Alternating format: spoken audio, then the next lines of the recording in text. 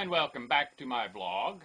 Today I'm going to read the one from my grandfather's book that I was going to read yesterday when I read the intro one instead. This is called I Was in the Dough. And he always seemed to come up with some kind of a message in the middle of his story or at the end of his story. So here we go. I'd have come and helped you, Meddy dear, but I was in the dough. In our neighborhood, when I was a kid, this slogan rang throughout the land with as much meaning and enthusiasm as, give me liberty or give me death, or we have met the enemy and they are ours, or even, we have not yet begun to fight. It all started one morning in the summer when the corn was high and we were having a rainy spell. The rains had washed out the water gates and took part of the rail fences along all the little creeks and streams.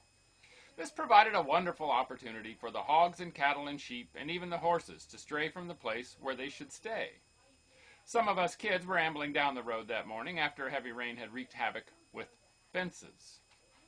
Meddy was a young married woman who lived down the road a piece. Her husband, Dave, was an ambitious young farmer anxious to prove himself to his pretty young wife. He did a lot of jobs we call moonlighting today. His own farm did not seem to take all his time and talents. He would scoot off somewhere to do custom work for neighbors near and far. Of course, he could have spent more time mending his own fences, and it might not have happened. But that's the way with so many people. They are off gallivanting around when they ought to be tending to their own business. And of course, while Dave was gone, Meddy had a lot of extra responsibility. On this particular morning, she soon discovered that the cows and pigs and other livestock were in the corn. She took out after them in full stride. Her sister lived across the road, right beside the cornfield. She heard Meddy calling the pigs and cows. It was a big roundup, and no one to help. We kids had our hands full, or we might have come to the rescue. As Meddy dashed through the wet corn, all out of breath and panting, Molly yelled across to her, I'd have come and helped you, Meddy dear, but I was in the dough. This meant that Molly was baking bread or pies or something.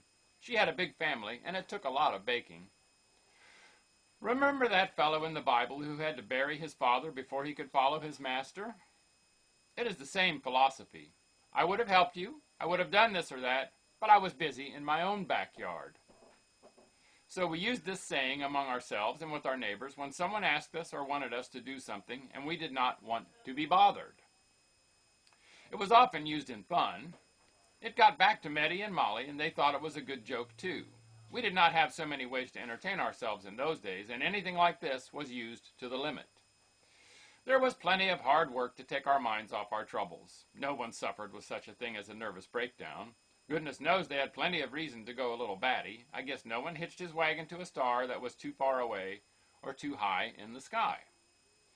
They got too exasperated and frustrated about something, they could take it out on the horse or the cows or a plow even. After a good kicking and a good cussing, they felt better.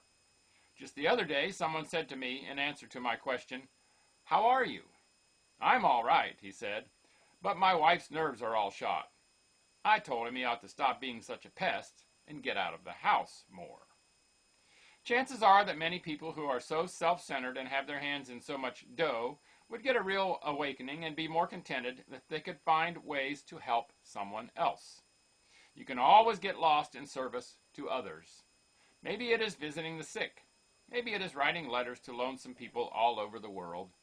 Maybe it is taking some poor lonesome soul out for a ride someday and giving them a change of scenery. Older people especially get lonesome. So many of them feel they are not wanted or not needed anymore. Life goes whizzing by and leaves them all alone. And too many of us have our hands in the dough and cannot seem to find it possible to go help all the Meddys who need help so badly. Poor Meddy.